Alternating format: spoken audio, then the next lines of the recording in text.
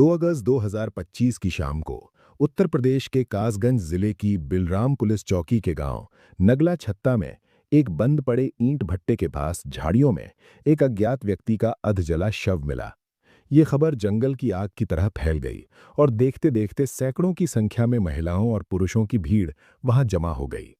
कुछ लोग कह रहे थे कि ये तो आशिकी के चक्कर में मारा गया है, जबकि कुछ का मानना था कि पैसों के लेन देन के पीछे ये हत्या हुई है।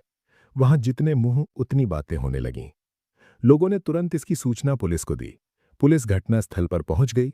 शव कई दिन पुराना होने की वजह से उसमें कीड़े पड़ गए थे। मृतक के दोनों हाथ पीछे रस्सी से बंधे हुए थे। शव को देखकर लग रहा था कि पेट में किसी धारदार हथियार से वार करके उसे मौत के घाट उतारा गया था। पहचान मिटाने के लिए शव पर पेट्रोल या तेजाब डालकर जलाया गया था। सूचना मिलते ही एसपी अमृत जैन भी फोरेंसिक टीम के साथ मौके पर पहुंच गए। फोरेंसिक टीम ने जगह से साक्ष्य जुटाए। शव की पहचान कराने की कोशिश की गई, लेकिन जब पहचान नहीं हो पाई तो पुलिस को समझते देर नहीं लगी कि ये युवक कहीं बाहर का है और हत्या करके यहां लाकर फेंका गया है। पुलिस ने मौके की कार्रवाई पूरी करने के बाद शव को मोर्चरी भिजवा दिया। इसके बाद आसपास के थानों और जिलों से लापता लोगों की जानकारी मंगवाई गई। पुलिस को पता चला कि थाना छर्रा के धनसारी गांव का यूसुफ पिछले कई दिनों से लापता है। बिना देर किए पुलिस ने यूसुफ के परिवार वालों से संपर्क किया।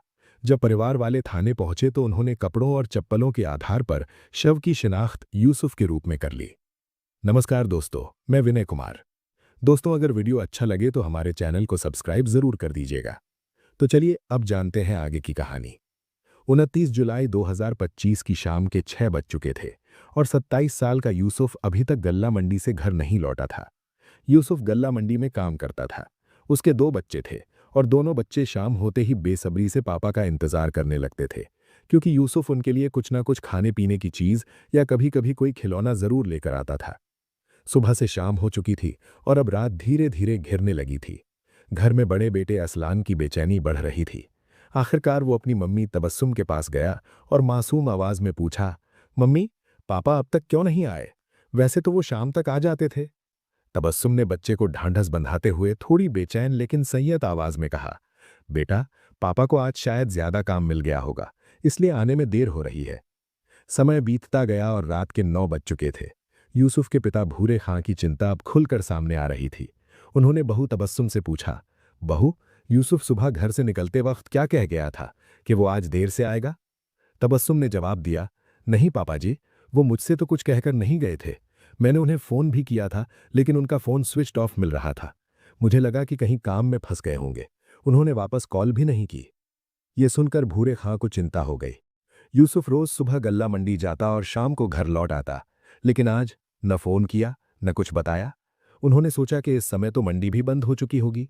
बेटे को तलाशें तो कहाँ तलाशें। फिर भी उन्होंने रिश्तेदारों के साथ यूसुफ को ढूंढा, लेकिन कुछ पता नहीं चला। अलीगढ़ के थाना छर्रा के गांव धनसारी में रहने वाले भूरे खां और उनके परिवार वालों ने यूसुफ के इंतजार में पूरी रात आंखों में काट दी। सुबह होते ही भूरे खां परिवार वालों के साथ गल्ला मंडी गए और बेटे की तलाश की। साथ काम करने वालों से भी पूछा।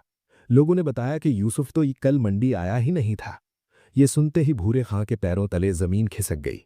उनके मन में तरह तरह के ख्याल आने लगे कि कहीं बेटे के साथ कोई अनहोनी तो नहीं हो गई। कल से कोई अता पता नहीं। बेटे की तलाश में उन्होंने जहां भी संभव था वहां ढूंढा। दूसरे दिन यानी 30 जुलाई को भूरे खां ने थाना छर्रा में बेटे की गुमशुदगी दर्ज करा दी। गुमशुदगी दर्ज होने के बाद पुलिस और परिवार वाले लगातार तलाश करते रहे, लेकिन 4 दिन बीत जाने के बाद भी यूसुफ का कोई पता नहीं चला। यूसुफ की इस बेरहम हत्या से घर में कोहराम मच गया। यूसुफ के बच्चों के फूल जैसे खिले चेहरे पिता की मौत से मुरझा गए। पुलिस ने परिवार वालों को दिलासा देते हुए कहा कि हत्यारों की तलाश में उनकी मदद करें। कासगंज में यूसुफ के शव का पोस्टमार्टम होने के बाद शव परिवार को सौंप दिया गया। 3 अगस्त को डेड बॉडी शाम 5 बजे गांव पहुंची। परिजनों और ग्रामीणों ने घटना का खुलासा करने और सभी आरोपियों की गिरफ्तारी की मांग को लेकर छर्रा कासगंज मार्ग पर जाम लगाने की कोशिश की। पुलिस ने उन्हें समझा बुझाकर सड़क से हटा दिया और उसके बाद गांव में शव का अंतिम संस्कार कर दिया गया। अपने पति की हत्या से यूसुफ की पत्नी तबस्सुम का रो रोकर बुरा हाल था। वो कभी खुद को संभालती तो कभी बच्चों को। पुलिस ने मृतक यूसुफ की पत्नी तबस्सुम के साथ साथ घर के अन्य सदस्यों से भी गहराई से पूछताछ की। बच्चों से भी जानकारी ली। तबस्सुम ने बताया कि पति के वापस न आने पर उसने फोन किया था, लेकिन फोन स्विच्ड ऑफ था। तब उसने पति के दोस्त दानिश को फोन करके यूसुफ के बारे में पूछा था। दानिश ने कहा कि उसे कोई जानकारी नहीं है। इस पर मामले की गुत्थी सुलझाने के लिए पुलिस ने सीसीटीवी फुटेज और तबस्सुम के मोबाइल की कॉल डिटेल्स की जांच की। जल्द ही अच्छे परिणाम सामने आने लगे। पुलिस ने गहन जांच के बाद इस हत्याकांड की गुत्थी सुलझा ली और पर्दाफाश कर दिया। जो सच्चाई सामने आई वो सचमुच बेहद हैरान करने वाली थी।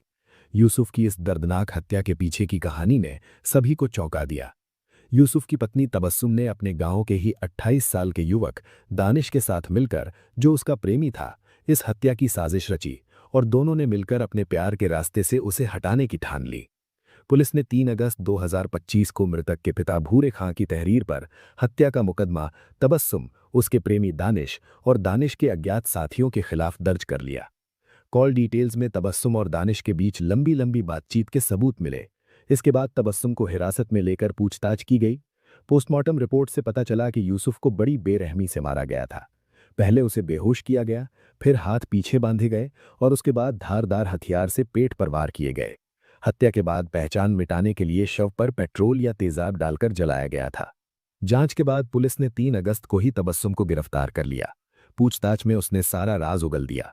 प्रेम और वासना में अंधी होकर तबस्सुम ने अपने पति से छुटकारा पाने के लिए यूसुफ के दोस्त और अपने आशिक दानिश के साथ मिलकर इस साजिश को रचा और इसे अंजाम तक पहुंचाया। पुलिस ने पूछताछ के बाद उसे न्यायालय में पेश किया, जहां से जेल भेज दिया गया। पुलिस को 6 अगस्त 2025 की शाम मुखबिर से सूचना मिली कि यूसुफ की हत्या का आरोपी दानिश, जो यूसुफ का दोस्त भी था, रामपुर बंबा के पास कहीं जाने की फिराक में है। सूचना मिलते ही पुलिस अलर्ट हो गई और बंबा के पास से दानिश को गिरफ्तार कर लिया। दानिश को थाने लाकर यूसुफ की हत्या के बारे में पूछताछ की गई। उसने बताया कि गांव में उसका और यूसुफ का घर थोड़ी दूरी पर ही है। हम दोनों अच्छे दोस्त थे। यूसुफ के घर आना जाना रहता था। करीब 4 साल पहले एक दिन जब वो यूसुफ के घर गया तो यूसुफ की पत्नी तबस्सुम से आंखें चार हो गईं।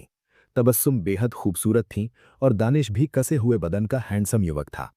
पहली ही मुलाकात में दोनों ने आंखों ही आंखों में एक दूसरे को दिल दे दिया। इसके बाद दानिश अक्सर यूसुफ के घर आने लगा। वो बच्चों के लिए कोई ना कोई गिफ्ट या उनकी पसंद की चीजें लेकर आता था। इसी बीच दानिश ने यूसुफ की गैर मौजूदगी में तबस्सुम से उसका मोबाइल नंबर ले लिया। यूसुफ के मंडी जाने के बाद तबस्सुम बाजार जाने के बहाने घर से निकलती और दानिश से मिलती। इसी दौरान दोनों के बीच शारीरिक संबंध भी बन गए। जब भी तबस्सुम को मौका मिलता वो दानिश से मिलाती। उसके ख्यालों में हर वक्त दानिश की तस्वीर घूमती रहती। वो चाहती थी कि उसका दीवाना हर पल उसके सामने रहे। पत्नी के बदलते व्यवहार पर यूसुफ को शक हुआ। फिर जब उसे दोस्त दानिश और पत्नी तबस्सुम के प्रेम प्रसंग की भनक लगी तो उसने तबस्सुम का विरोध किया। दानिश को लेकर घर में आए दिन झगड़े होने लगे। पूछताछ में तबस्सुम ने पुलिस को बताया कि वो दानिश के साथ जाना चाहती थी। पति यूसुफ इसका विरोध करता था। वो दानिश से बात करने और घर पर उसके सामने आने तक को मना करता था। यूसुफ मंडी के काम से इतना नहीं कमा पाता था कि घर में भरपूर पैसा आता। तंगी बनी रहती थी, जबकि दानिश उस पर खूब खर्च करता और उसकी हर बात का ख्याल रखता। बाद में पता चला कि भट्टे पर जब यूसुफ ने टिफिन से खाना खाया तो नींद की गोलियों की ज्यादा मात्रा की वजह से वो खाना खाने के कुछ देर बाद ही बेहोश हो गया। इसका फायदा उठाकर दानिश ने उसकी बेरहम तरीके से हत्या कर दी। भूरे खां ने बताया कि बेटे यूसुफ की 7 साल पहले मडराक निवासी तबस्सुम से शादी हुई थी। यूसुफ के 6 साल और 4 साल के 2 बेटे हैं। सब कुछ ठीक चल रहा था। 4 साल पहले जब से दानिश से यूसुफ की दोस्ती हुई तब से तबस्सुम फोन पर दानिश से बातें करने लगी। यूसुफ इसका विरोध करता था। इसी के चलते तबस्सुम ने दानिश के साथ मिलकर यूसुफ की बेरहमी से हत्या कर दी। उसने अपने छोटे छोटे बेटों की भी परवाह नहीं की। थाना प्रभारी राजेश कुमार के अनुसार तबस्सुम और दानिश के फोन नंबरों की कॉल डिटेल्स निकाली गईं, साथ ही घटना में सीसीटीवी फुटेज की भी मदद ली गई। घटना वाले दिन दानिश अपनी सफेद स्कूटी पर यूसुफ को बैठाकर ले जाता हुआ कैमरे में नजर आया। सभी सबूत जुटाकर घटना का पर्दाफाश किया गया। आरोपी दानिश की निशानदेही पर घटना में इस्तेमाल छुरा भी बरामद कर लिया गया। सीओ छर्रा धनंजय सिंह के अनुसार प्रेमिका ने ही प्रेमी के साथ मिलकर ये वारदात अंजाम दी। मृतक का चेहरा भी जलाया गया था। शिनाख्त कपड़ों और चप्पलों से हुई। शव 4-5 दिन पुराना लग रहा था। अवैध संबंधों के चलते यूसुफ की हत्या की गई। पुलिस को इस मामले का खुलासा करने में ज्यादा समय नहीं लगा। पत्नी को हिरासत में लेकर पूछताछ की तो उसने पति की हत्या का जुर्म कबूल कर लिया। लेकिन उसकी बात पूरी तरह पुलिस को यकीन नहीं आई। तब उसके मोबाइल की कॉल डिटेल्स जांच की गईं, तो पड़ोस में रहने वाला दानिश पुलिस के रडार पर आ गया। लव अफेयर के चलते पत्नी ने प्रेमी के साथ साजिश रचकर अपने जीवन साथी को मार डाला। अब तबस्सुम और दानिश अपने किए की सजा भुगतेंगे। ये कहानी समाज के लिए एक कड़ी चेतावनी है कि जब रिश्तों में भरोसा टूटता है और संयम की जगह स्वार्थ व वासना ले लेती है, तो उसका अंत विनाशकारी होता है। यूसुफ की हत्या ने साबित कर दिया कि अवैध संबंध केवल व्यक्तिगत गलती नहीं, बल्कि पूरे परिवार को बर्बाद करने वाला अपराध होते हैं। सबसे बड़ा नुकसान उन मासूम बच्चों का हुआ जिनका बचपन पिता की मौत और मां के जेल जाने से उजड़ गया। रिश्तों में मतभेद का समाधान हिंसा नहीं, बल्कि संवाद और समझ है। प्रेम के नाम पर किया गया अपराध प्रेम नहीं, बल्कि नैतिक पतन है। दोस्तों, इस घटनाक्रम को साझा करने का मेरा उद्देश्य किसी के दिल को ठेस पहुंचाना नहीं है। इस कहानी के माध्यम से मैं सिर्फ समाज को जागरूक करना चाहता हूं, ताकि लोग रिश्तों की अहमियत समझें और गलत रास्तों से बचें। अगर ये कहानी किसी को सोचने पर मजबूर करती है और सही निर्णय लेने की प्रेरणा देती है, तो यही इसका सबसे बड़ा उद्देश्य है। जय हिंद।